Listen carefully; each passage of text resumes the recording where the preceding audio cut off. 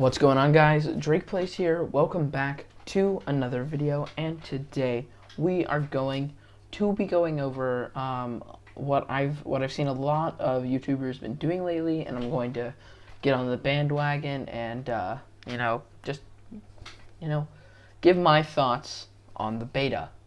So, the beta, it was kind of limited, and in my opinion, this was a very good and a very bad choice. Why do I say this? Well, in Destiny 1, as some of you may remember, and I was not there for this, but in Destiny 1, they did a beta and they pretty much showed off half the game, right? They gave you all of the story missions on Earth, and this is to my knowledge, one story mission on the moon, which was in the last hour, and they let you patrol the Cosmodrome. And about half to a quarter of the missions was on Earth, and people played the crap out of them. They let you play some Crucible modes, and I can understand their thought process here. They wanted to get people enticed and excited for Destiny 1 because it was a brand new IP and they had to get this out. But, it's yeah, that was a bad choice because, Destiny 1 had crap story and was just the original game was crap, and Bungie kind of fixed it, but it was still really, really bad. But they fixed it in expansions later down the line, and they showed off a little too much of the game, and that got the player base. They were like, why do we even have this? I played like 90% of the story, like 50% of the story. They were upset, right?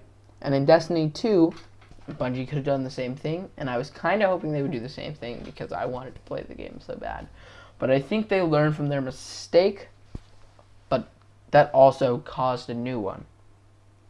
So, in the beta, it was one of the most limited betas that I've ever played. I mean, seriously. I mean, you literally get one strike, which is an average strike. They gave you the first story mission, which was really fun. They gave you two Crucible maps. That was really limited. They showed off one new mode, one returning mode, two new maps, right? So we're just going to say they let us see some Crucible, the first story mission, and a strike. And the farm for the last hour of the whole thing. The last hour. Which I think was a good choice on their part to do that last hour thing again. But I mean, then they extended the beta, and I mean, realistically, there was no one really playing anymore. But what I really did enjoy was just the beta in general. I enjoyed it. I loved getting to play Destiny 2. Destiny 2, in my opinion, was fun. But again, the beta was very, very, very limited. Like, they pretty much limited all of the weapons that you could get. Which, I mean, I guess that's how the real game works, but I mean, you would have so much more in the base game, right? I mean, I pre-ordered Digital Deluxe, so I'm getting a whole bunch of stuff. I'm entirely invested in this game. But, I mean, the beta, again, I can't really stress this enough, that it was limited, but it was limited for a good reason. Because, again, unlike the Destiny 1 beta, they're not showing so much off that it gives, like, half the game away. What I think they should have done is put some of the Prime content in there. Not the raid, but what I think they should have done is put in the survival game mode with the countdown game mode. Or, since they've already shown us countdown, put in the survival game mode, which we now know about. I'll put some gameplay up now. But now that we know what the survival game mode is, and which is basically, it's like skirmish kind of, where you can respawn on your own. But everyone, like, each team gets 9 lives per round, and whichever team runs out of lives first, then the other team gets a point, and then that's how the game works. And if you lose all 9 lives and you die, then you're out for that round.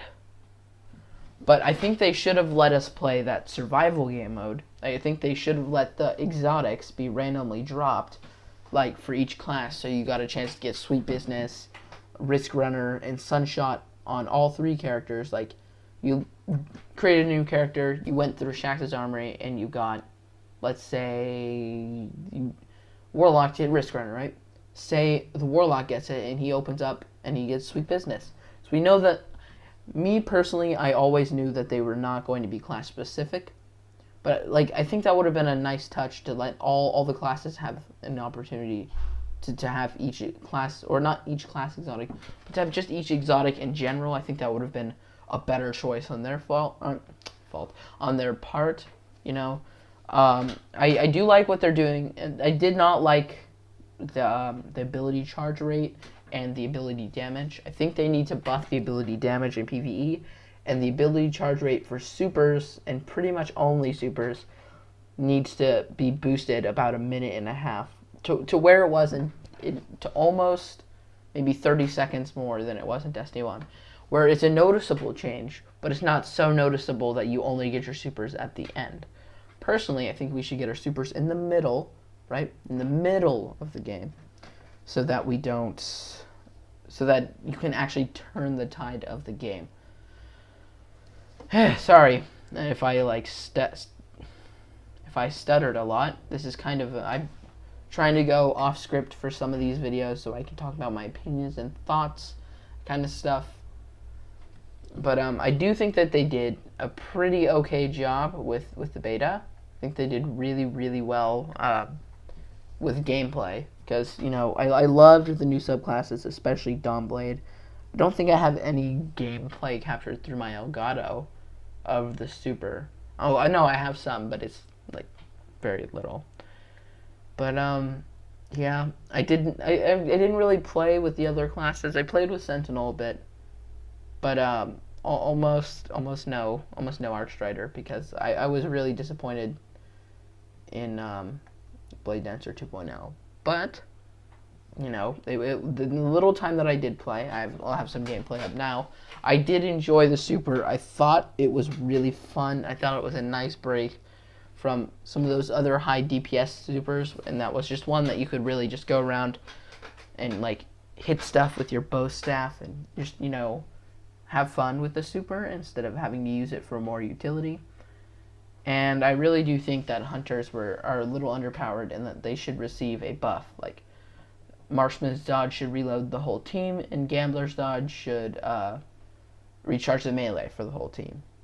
And yeah, so that's about it for this video.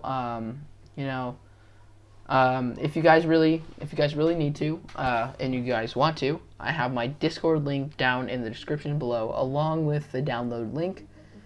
And yeah, go check that out if you really want to. And I'll see you guys in the next one.